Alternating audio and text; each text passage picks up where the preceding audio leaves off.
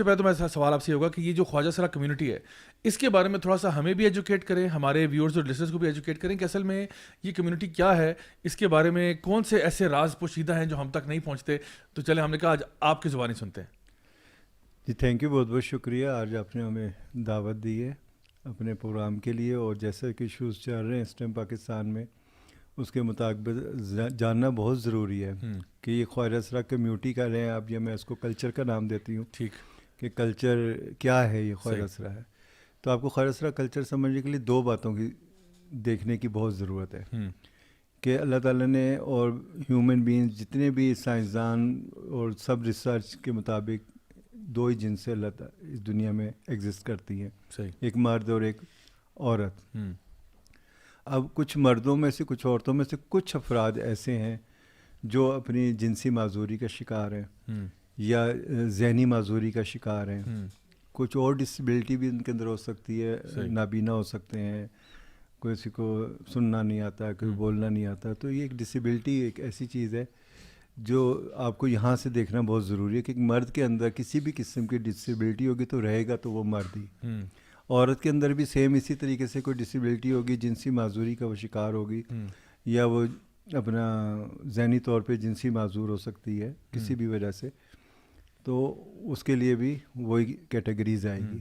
یعنی کہ ہم مرد اور عورت کے دائرے سے باہر نہیں ہیں. صحیح, ہماری کوئی تیسری جنس نہیں ہے. صحیح, جو میں نے یہ ساری جگہ پھرتے پھرتے جس کو میں خود سمجھ رہی تھی کہ بھائی میں کوئی تیسری جنس ہوں, کیونکہ مجھے کس نے کہا تیسری مخلوق, مجھے خسرا کس نے کہا, مجھے ہجڑا کس نے کہا. صحیح, وہ تو کسی نے کہا نا, میں نے تو نہیں کہا. ہاں صحیح بات ہے. تو میں اس کا جواب کیوں دوں؟ صحیح, مجھے تو وہ جواب دینا جنہوں نے مجھے کہا. سب سے پہلے میرے پیرنٹس نے مجھے کہا صحیح کہ تمہیں خسرے اٹھا کے لے جائیں گے, تم چلتے کیسے ہو, تم باتیں کیسے کرتے ہو. یعنی کہ میری فیلنگس کو اپوزٹ دیکھتے ہوئے انہوں نے یہ محسوس کیا کہ یہ میری ڈسیبلٹی نہیں ہے, یہ میری کوئی عادتیں ہیں جو کہ خراب ہو چکی ہیں, جو شاید لڑکیوں میں زیادہ بیٹھنے کی وجہ سے ہو چکی ہیں, یا میں 6 بہنوں کا اکلوتا بھائی ہوں اس وجہ سے ہو چکی ہیں. بہت ساری قسمیں. یعنی کہ انہوں نے جو سوچا وہ بالکل مختلف تھا, اور انہوں نے مجھ سے پہلے جو افراد گھر سے یہ جنسی معذوری کا شکار باہر پھر رہے تھے گرو بن کے اور ہجڑا کے لا رہے تھے, وہ کوئی نئی چیز تو نہیں تھی, تو اس سے مشابہت شروع کر دی. صحیح, وہ میرے لیے بالکل نیا نام تھا ہجڑا خسرا. باہر جب میں نے تھوڑا سے بڑے ہو کے ان کی ڈانٹیں کھانی, مار بھی کھانی, تھپڑ کھانے اس چیز کے اوپر, ہاتھ یوں کر کے کیوں بات کر رہے ہو, چل کیسے رہے ہو, اور یہ پھر سب چیزیں میرے سب نے کوٹ کرنا شروع کر دی. ایون اسکول جا رہی ہوں تو اسکول میں سے شکایت آنے لگ گئیں. بھائی نے کہا میں اس کے ساتھ نہیں جاؤں گا اسکول. گلی میں محلے میں کہیں بھی پھرنا ٹرنا ہوتا تھا تو وہ خاص نظریں مجھے واچ کر رہی ہوتی تھی.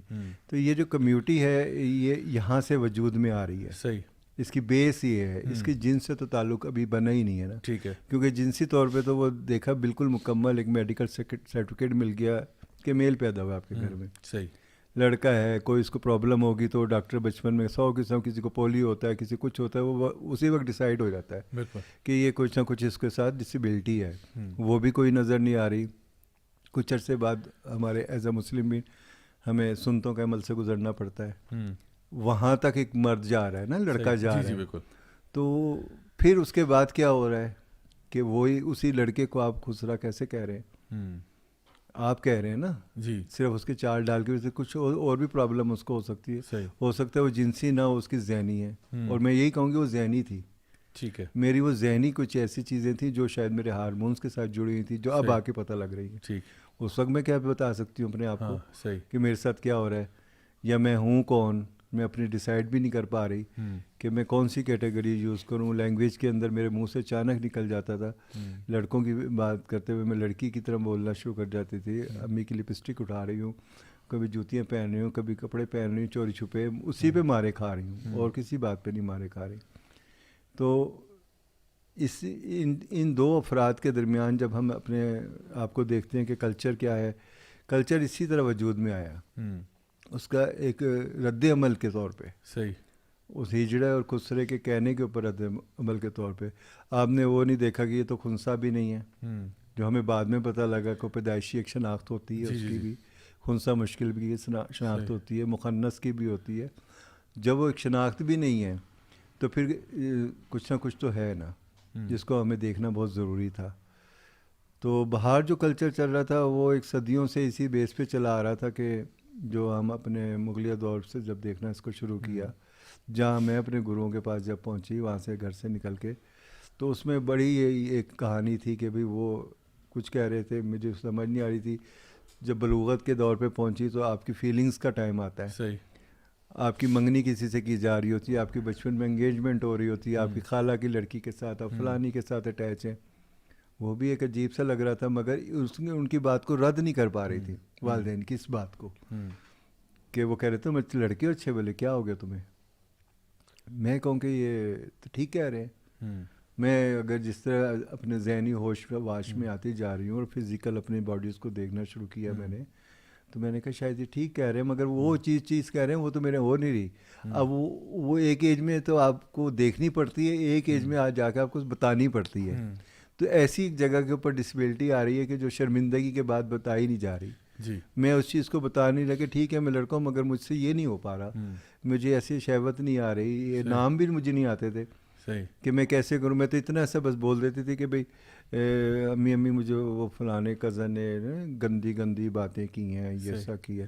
وہ گندی باتیں وہی تھی کہ آپ کو سیکسول طور پہ ہراساں کیا جا رہا تھا. صحیح. تو وہ بھی چپ کرا دیا جاتا تھا کہ یہ بات تو ابو کو پتہ ہی نہ لگے، یہ تم نے کسی کو نہیں کہنی. یعنی کہ وہ بھی ہمیں بچپن میں یہ پتہ لگا اسے چھپانا ہے. جبکہ ایسی کوئی حرکت کرتا ہے کہ لوگ گھر پہنچ جاتے ہیں، اخباروں میں میڈیا کے ذریعے آ جاتا ہے جنسی زیادتی بچے کے ساتھ. مگر میری پہلی جنسی زیادتی کا جب تذکرہ ہوا تو اس کو خاموش کرایا گیا. اس میں میری فیلنگز بھی کچھ اور تھیں کہ میں اس کو کیسے کیا دیکھوں کیا، یعنی کہ بالکل عجیب سا ایک فیلنگز آ رہی ہیں کہ وہ بیان نہیں ہوتی اس وقت. تو مار بھی اس پہ کھا رہی ہوں. اور پھر وہ کچھ چیزیں چھپیں، کچھ چیزیں نہیں چھپیں. آہستہ آہستہ وہ محلے تک پہنچ گئیں. وہاں کے کچھ ایسے لوگ جو اس قسم کے لوگ تھے وہ بھی پیچھے لگ گئے، تماشبین ٹائپ کے. وہ تو فوری ججمنٹ کر دیا انہوں نے کہ یہ ڈھیلا ڈالا سا ہے، کہیں کوئی ہراساں کر رہا ہے، کہیں کوئی ہراساں کر رہا ہے. تو ایسے میں وہ نظر پڑ گئی اس خواجہ سرا خسرو ہجڑے کے اوپر محلے میں جاتے جاتے اسکول کے راستے میں. تو بس 4 بچے اس کے پیچھے لگے ہوئے تھے اور تالیاں بجا رہے ہیں، خسرا خسرا خسرا ہجڑا ہجڑا. بچے ایک شور مچاؤ پیچھے گالیاں دے رہا ہے کچھ کر. تو میں نے دیکھا، میں نے کہا یہ خسرا ہے اسی ہجڑے میں رونے لگے گھر جا کے امی کے پاس. مجھے آپ لوگوں نے خسرا کیوں کہا؟ میں اس جیسا تو نہیں ہوں. آپ لوگوں نے مجھے ایسا کیوں کہا کہ بھائی خسرے کی طرح تم چلتے ہو، تو خسرو کی طرح وہ تو عجیب سا ہے، وہ تو ایسا ہے ویسا ہے. میں اس کی برائیاں کر رہی ہوں. اور میں جہاں سے وہ پھر جب گزرے تھے میں اپنا راستہ بدل لوں، میں اس راستے سے نہ جاؤں کہ شاید وہ خسرو کے محلے میں رہتے تھے. جی. کہیں نہ کہیں ہر دوسری تیسری گلی میں کسی نہ کسی کا ڈیرا ہوتا تھا. مگر وہ انہوں نے دیکھا مجھے، آہستہ آہستہ بلا ہی لیا. پھر تھوڑا جب گھر گئے تو خوف ختم ہو گیا. صحیح. انہوں نے لڑکیوں کی طرح بلایا، ہمیں پتہ ہے تم ہماری جیسی ہو. اب میں بھی نے کہا شاید واقعی میں وہ گھر والے بھی کہتے تھے، اب تو یہ بھی مل گئے مجھے. جو میں نے چوری چوری ان سے ملنا شروع کیا. وہاں مجھے اپنے ذہنی طور پہ ایسا لگے کہ یہی وہی لوگ ہیں جو میرے جیسے ہیں.